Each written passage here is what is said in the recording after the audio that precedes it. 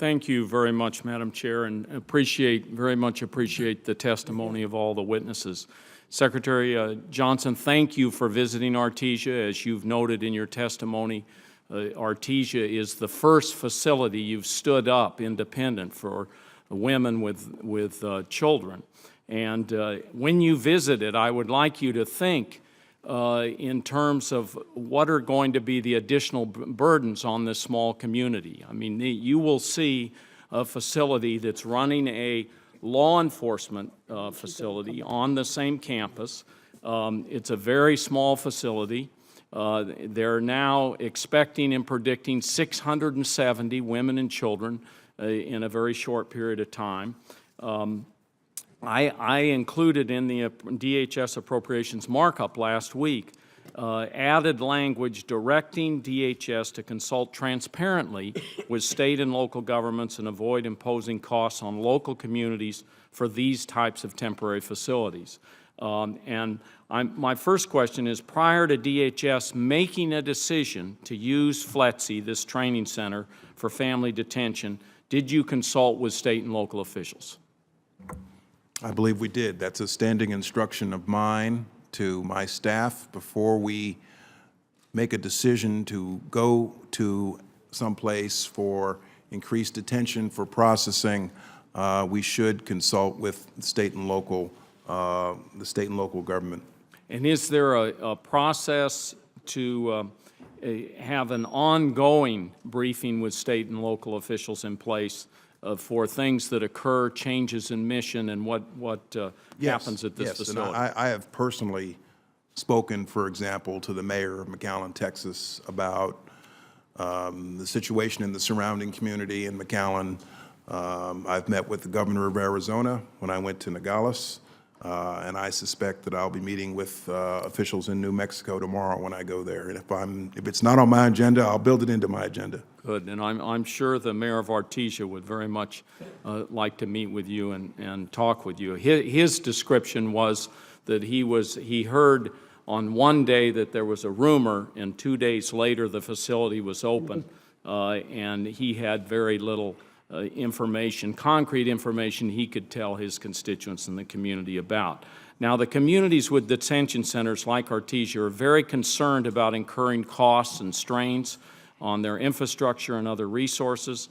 In Artesia, for example, the mayor told my office that increased bus and vehicle traffic is creating traffic problems near the entrance of this law enforcement training center. But the city does not have the funds to install necessary traffic signals. His police have had to respond to incidents at the detention center.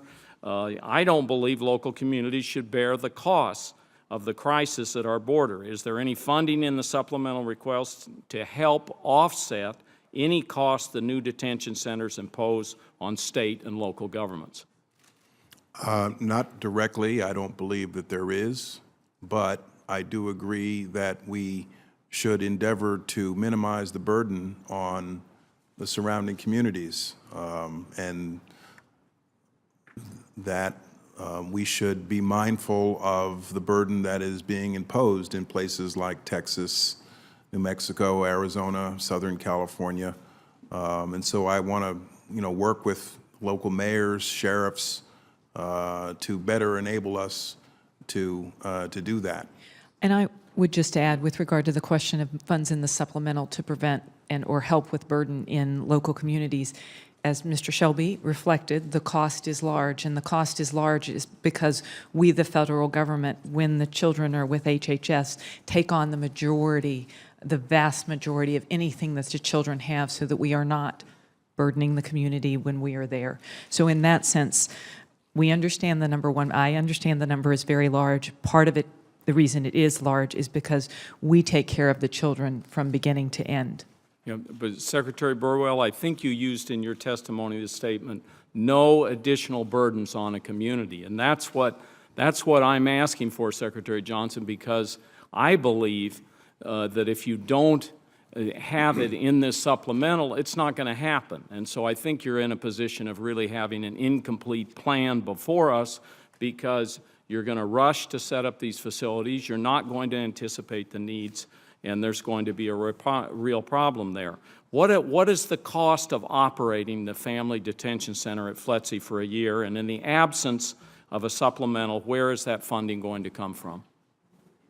The cost of running the detention facility we've set up in Artesia, I don't have offhand. I can get you that. I'd be glad to do so. That'd be great. Not doing anything, frankly, is not an option because it will require us to simply run out of money, as I mentioned, in mid-August, and make some dramatic reprogramming steps.